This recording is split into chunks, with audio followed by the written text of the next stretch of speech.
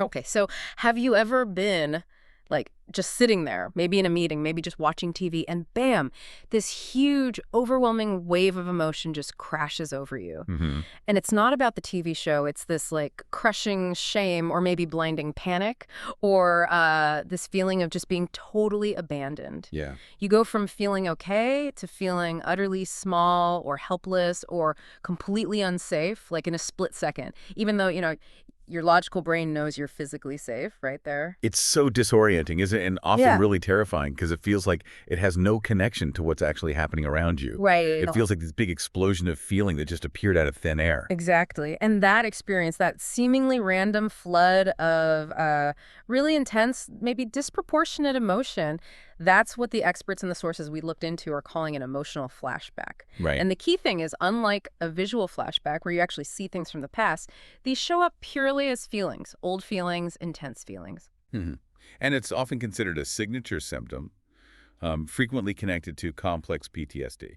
Okay, so let's set that context because CPTSD is a bit different from standard PTSD, right? That's right. Yeah. Standard PTSD often follows, a single major traumatic event. Right. But C-PTSD, complex PTSD, usually comes from more prolonged, repeated trauma, often relational trauma. Like situations where you felt powerless or unsafe for a long time, maybe in childhood. Exactly. Yeah. And because it was repeated, your nervous system basically learned this chronic state of alarm, got wired that way. And the emotional flashback is essentially that old alarm system going off again. Okay, let's dig into the mechanism then, because understanding the why here is really the first step to managing it, isn't it? Absolutely. This isn't some kind of personality flaw, it's your neurology actually trying to protect you based on past experiences. So, what's happening in the brain when this wave hits? Yeah, it's fascinating how fast it happens. Therapists like Emma McAdam often talk about this. It centers on the amygdala, that's like the brain's smoke detector or alarm Yeah. system. And it basically sounds this massive maximum security alert. It hijacks the whole nervous system. Hijacks. Yeah, it pulls your entire system, your body, your emotions, back to the state you were in when you first experienced that original helplessness or danger. Your body's actually trying to save you by making you feel small and hyper alert again, just like you might have needed to be way back then to survive. Wow. Okay, so the goal isn't necessarily to stop the feeling, because maybe we can't stop that initial survival alarm, Right. but it's more about like updating the internal software, telling the system, hey, the danger's over. Precisely. So our mission in this deep dive is to walk through the concrete steps that the source material suggests, steps that help you move from being, swept away by that emotional current Yeah. to being able to stand on the shore and just observe it, acknowledge it, but not be drowned by it. Okay, let's get into it. That journey starts with this first big shift, moving from feeling like a victim of the emotion to becoming an active observer. Step one, recognize and name the flashback. It sounds simple, almost too simple maybe, Yeah. but it requires real presence, in that moment when you feel that physical response kicking in, the heat rising, the heart racing, that tightness in your chest. Mm-hmm. The goal is to interrupt that cascade. Mm. Just quietly, maybe internally, maybe even whisper it. Just label it. This is a flashback. Okay, but I can imagine someone thinking, when I'm in the middle of that feeling, that level of panic, how is that even possible? It feels all-consuming. What do the sources say about catching it in those first few seconds? They definitely acknowledge how hard it is. It takes practice, Yeah. for sure. But the power is in interrupting the feedback loop. Okay. See, naming it forces you to use a different part of your brain. It brings in a tiny bit of critical thinking, which is handled by your prefrontal cortex. The rational part. Exactly. Yeah. You're getting the rational brain to talk to the emotional brain, even just for a second. And the moment you name it flashback, you create a little bit of distance. Ah, okay. You're not in the chaos anymore. You're starting to witness the chaos. Yeah. It shifts your perspective. And once you manage that tiny interruption, that naming, the sources suggest a specific phrase, an affirmation, to kind of solidify that shift back to the present. Yes, absolutely. You need to actively speak safety into your system. Say it out loud if you can, or strongly in your head. I'm safe right now. Okay. This feeling is a memory, not my current reality. That combination, naming it as historical and affirming you're safe now, that's like the foundational act of reclaiming yourself in that moment. Okay, so we've named it. This is a flashback. It's a memory. I'm safe now. What's next? That leads straight into step two, right?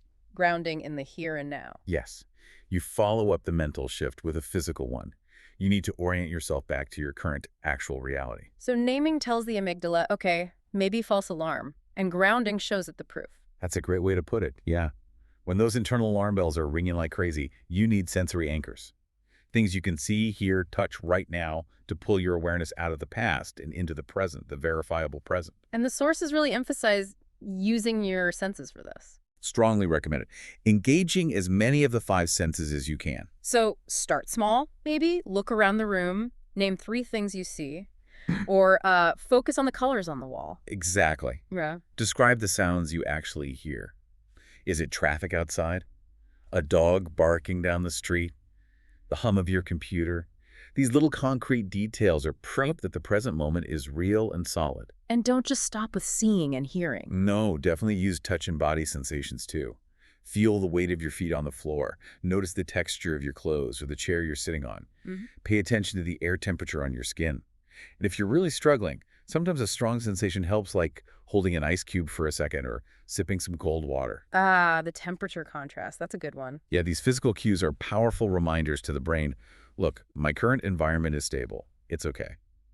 And if we link this back to the core issue, the flashback often brings feelings of helplessness, right? So by consciously choosing to notice the colors, the sounds, the feel of the chair, you're actually taking action. You're asserting a bit of control.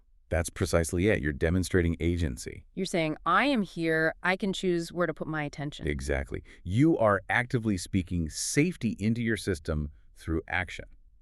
And using clear, present tense self-talk helps too. Like, I'm in my living room. It's Tuesday afternoon. I have choices about what I do next. That phrase, I have choices, that feels really important. It's the direct antidote to that feeling of being trapped in the past emotion, isn't it? That reminds you of your power in the present. Okay, so we've named the flashback. We've grounded ourselves in the present using our senses. We've maybe calmed that initial internal alarm a bit. Now we need to look outward, right? Into how we interact with the world while feeling fragile. Yes, and that brings us neatly into section 2, integrating this newfound or refound safety into your actual life. And step 3 is all about setting loving boundaries. Loving boundaries. Okay. This is such a critical piece because emotional flashbacks often get triggered in relationships or social situations. Why is that? Because those situations often poke at old wounds related to saying no or asserting your needs or feeling safe enough to disagree. Huh. If the original trauma involved situations where speaking up or setting a boundary was dangerous or impossible, then the flashback brings back that old fear. exactly, the fear of consequences for asserting yourself. So the action here, step 3, is about reminding yourself that now, in the present, you actually do have the right to pause or step away or say no to something that feels overwhelming. But that sounds really hard in the moment. It is hard, especially initially. Can you give some really practical examples? Like, what does setting a boundary look like when you feel that internal wobble starting? Okay, so it means consciously moving away from that old need to please or perform or just push through when you're feeling distressed or triggered. Right. For instance, maybe you're in a difficult conversation or even just a meeting and you feel that familiar wave of panic or shutdown starting to build instead of just white-knuckling your way through it. Which is what we usually do. Right. You could politely interrupt and say something like, "Excuse me, I need to take 5 minutes just to gather my thoughts," and then physically step out of the room if possible. Okay. Or maybe someone asks you for a favor, a commitment, and you feel that immediate internal, "Ooh, I can't handle this right now," dread. The boundary is reminding yourself, okay, hold on. I respect myself and my energy levels. My bandwidth is limited right now. It's okay to say no, or let me think about that. That feels like active self-protection, doesn't it? It absolutely is. It might feel super uncomfortable at first because it goes against that old survival programming that said, just comply, stay invisible. But actually practicing setting boundaries, even small ones, seems like the clearest way to show your nervous system, hey, things are different now, I can protect myself. You're demonstrating your present-day power and autonomy. Even if the boundary is just firmly saying, I need some quiet time right now. And remembering they aren't about anger. They're about self-respect. They're like gates you control, not walls you build out of fear. Gates built out of self-respect. I like that. Okay, and that leads us to the final step, step 4. Offering kindness to your younger self. This feels like where the deep compassion comes in. It really is. Because when we're caught in an emotional flashback, The source material suggests we're often reacting from the emotional state of the child we once were. The one who was experiencing the original pain. Exactly. The child who desperately needed comfort or safety or validation and maybe didn't get enough of it. So this step involves No. That, actively comforting that part of ourselves. yes. It's a technique sometimes called reparenting yourself. You consciously bring to mind that younger version of you, the one who felt the original pain or shame or helplessness that the flashback is echoing. And then you talk to that inner child. But how? What do you say? Because usually when I'm in that state, the voice I hear is the inner critic. Ah, yes, the inner critic. It gets so loud during flashbacks, doesn't it? Oh yeah, telling you you're weak, you're overreacting, you're failing again. Exactly. The inner critic often uses the past against you. This reparenting voice needs to do the opposite. It needs to validate the past pain while offering present safety. So, speaking with real warmth, the kind of unconditional support that maybe was missing back then. Precisely. You need to offer genuinely reassuring messages. Things like, I see you. I see how hard that was for you back then. Or, what you went through was truly overwhelming for a child. And crucial. And crucially, I am the adult now and I am here. I will keep you safe. The goal isn't just to slap a Band-Aid on the feeling. Yeah. It's to build an internal relationship where you become the reliable, safe caregiver your younger self always needed. It sounds like the language needs to be quite specific, not just a generic, oh, it's okay. Yes, validation over dismissal is key. Things like, yes, that was really hard and scary back then. But look, that situation is over now. You are safe right here in this room with me now. Wow. And the sources also stress combining this with physical comfort for yourself in the present. Like what? Like literally wrapping yourself in a warm blanket, or gently hugging yourself, or just placing a hand over your heart as you offer those kind words internally. Making the compassion tangible. Exactly. It's providing concrete proof of that kindness and safety. And doing this consistently, especially when that inner critic pipes up, directly counters the shame that often fuels these flashbacks. Okay, let's pull these 4 steps together then. Recognize and name. Ground in the present. Set loving boundaries. Offer kindness to your younger self. It feels like when you put them all together, it's more than just managing a symptom. It really is. It becomes about fundamentally retraining your nervous system over time. How so? Well, think about it. Yeah. Every single time you successfully navigate an emotional flashback using these steps, even if it's messy, even if it takes a while, Yeah. you are actively teaching your nervous system 2 incredibly important lessons. First, you are proving that you are safe now.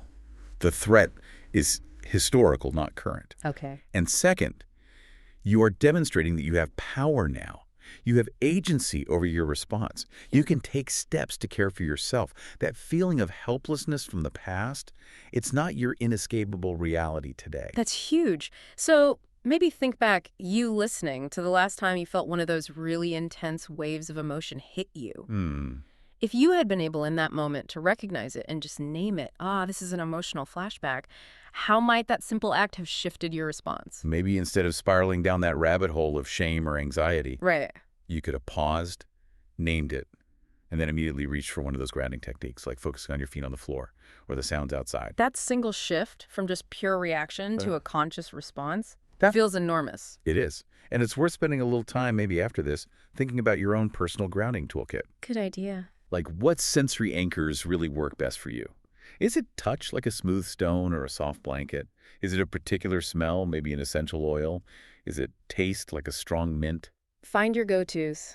Yeah. Identify 2 or 3 cues that resonate with you and maybe commit to having them accessible or just mentally ready for the next time distress hits. It really reframes the whole experience, doesn't it? It shifts from something is wrong with me, I'm broken, to something more like, My body is actually functioning exactly as it was taught to survive something difficult. yeah. And now I can gently and lovingly teach it something new. I can teach it safety. Absolutely. And building right on that idea of compassion, of self-reparenting, we wanted to leave you with a final thought to maybe chew on this week. All right. Thinking about that younger self again. If you could offer that child, during one of those moments of intense past distress, one truly reassuring, kind message, what would it be? Maybe it's something like, your feelings are real and they matter. Or, you're allowed to be scared and I won't leave you. Find your specific message. And once you have that message, The invitation is, How can you commit to practicing giving yourself that exact same kindness, that same message, maybe even daily this week? Yeah. Not just waiting for a flashback, but proactively offering it. Building the muscle of self-compassion proactively. Exactly, that consistent practice, that commitment, that feels like the real deep dive. That's how we move from just surviving towards genuinely thriving. Wow. That's powerful stuff. It's heavy material, definitely, but having these concrete, actionable steps for something as intense and confusing as an emotional flashback, it Yeah. just feels incredibly valuable. It offers a path back to feeling like you have some agency. It really does. Well, thank you for diving deep into this with us today.